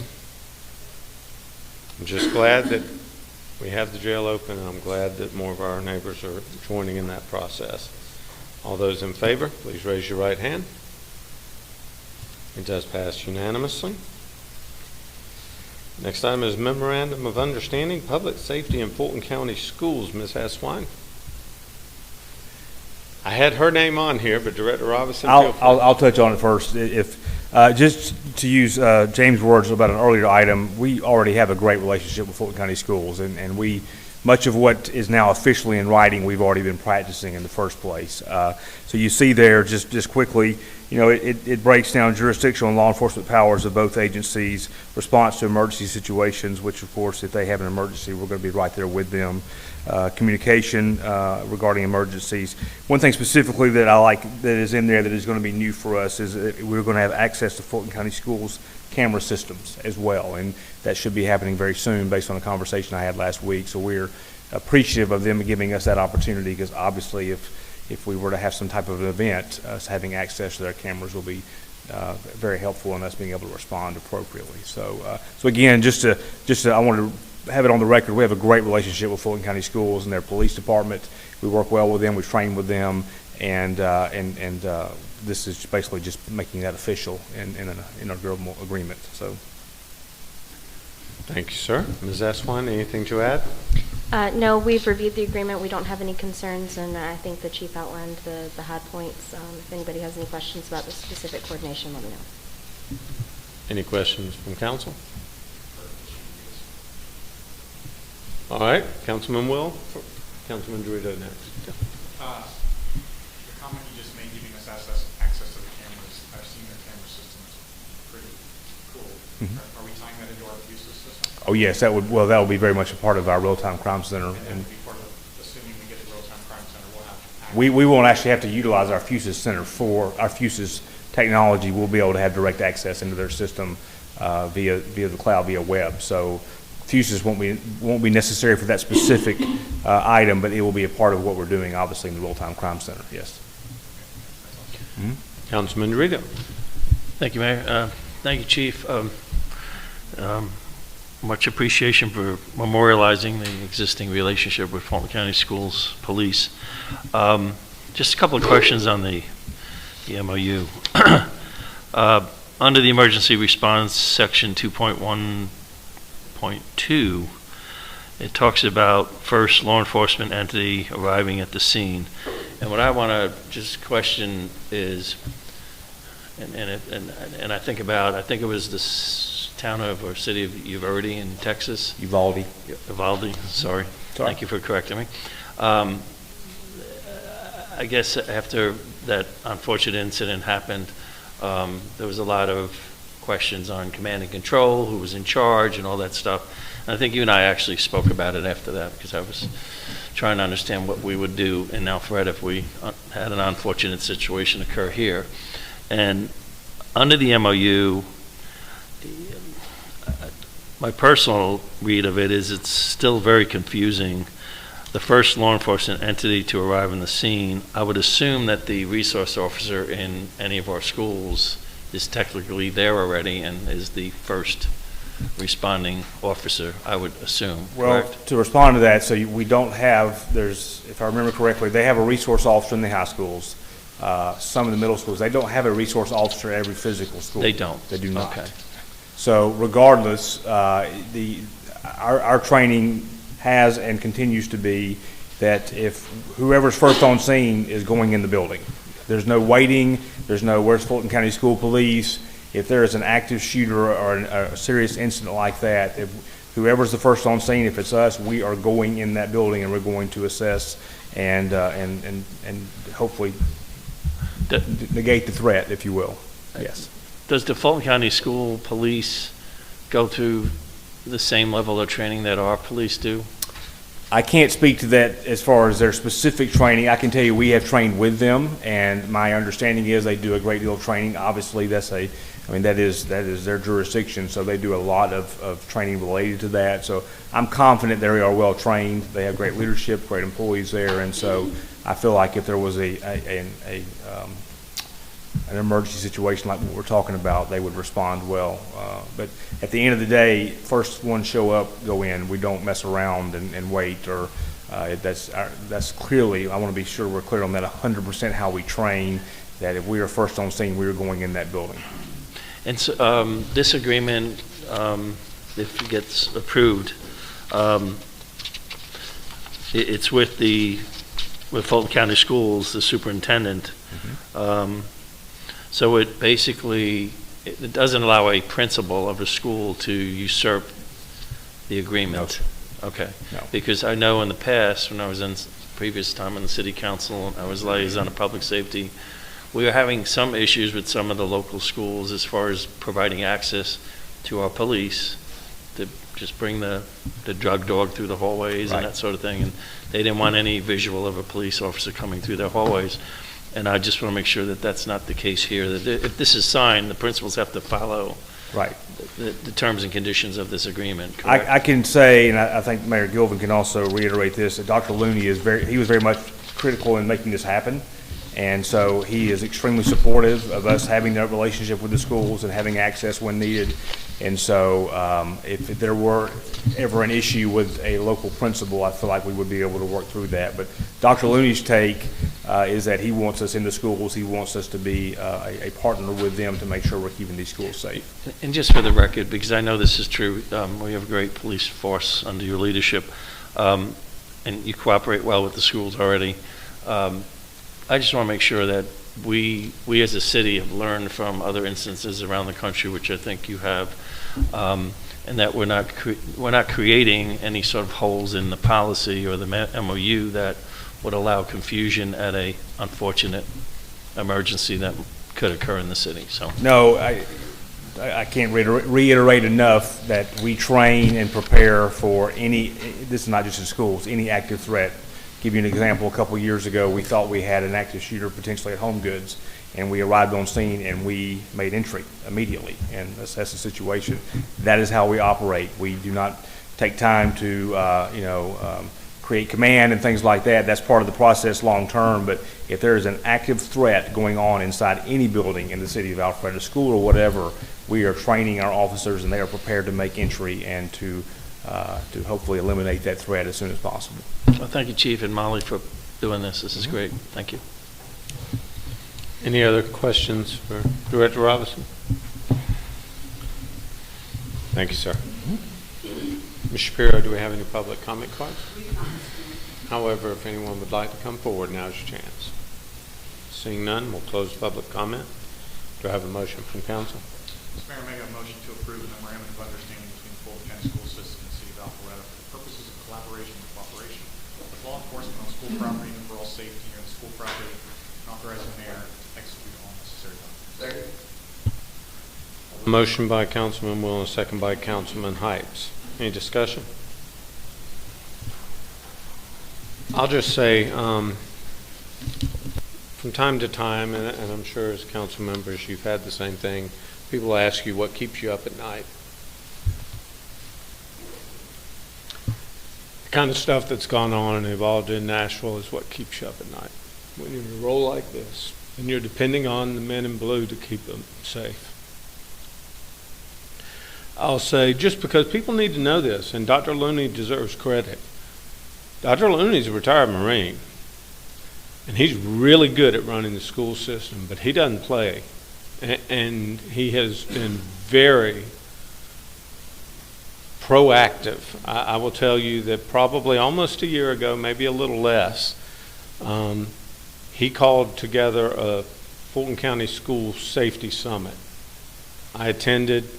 Chairman Pitts from the Fulton County Commission, Dr. Looney, a lot of police officers from neighboring municipalities, and he made it clear the people in that room were not fine with the status quo.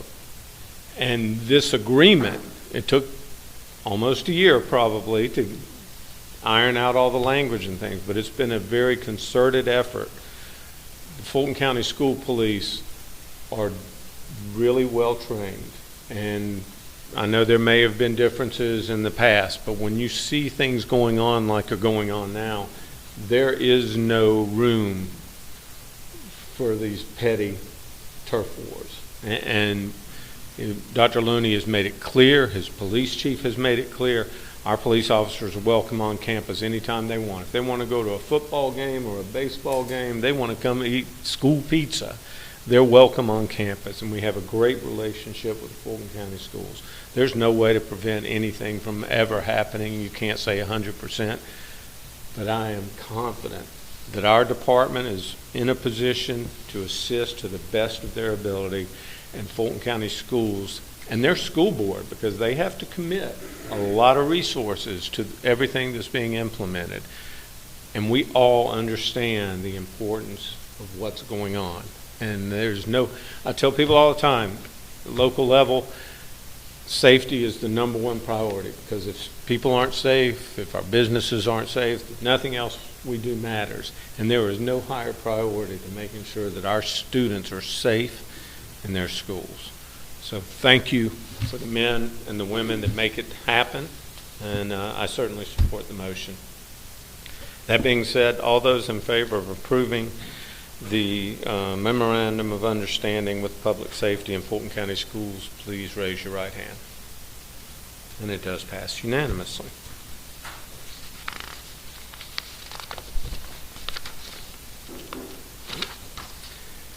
So we have one more item that was already taken off the agenda, actually. I mentioned that earlier. That was the Union Hill Park Design and Conceptual Plan. So now we'll come to public comment. Ms. Shapiro, do we have any public comment cards? We do not, Mr. Mayor. However, if anyone would like to come forward and speak, now's your chance. Seeing none, we'll close public comment. Any reports? You don't want to talk about any of the concerts? Unfortunately, I wasn't able to attend a concert in Brook Street Park on Saturday because I was at a fundraiser for our Public Safety Foundation on the Town Green in Milton. However, I am told it was amazing. More than one person has told me it was probably the best, and I've been to several that were really outstanding. I'd also brag on the Symphony Orchestra that played on Friday night at Methodist Church, and Shakespeare in the Park, I believe, at Wills Park.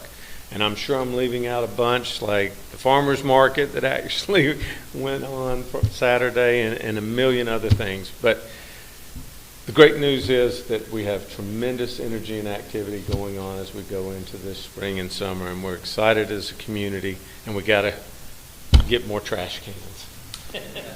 That being said, is there a call for executive session this evening? No, Mr. Mayor, the one item I had is not timely, and we can certainly put it off to a future meeting. So no executive session tonight. That being said, do I need a call for a vote to adjourn? We have a motion by Heights, a second by Councilman Dorito. All those in favor of adjourning, raise your right hand. Good evening, ladies and gentlemen. Thank you.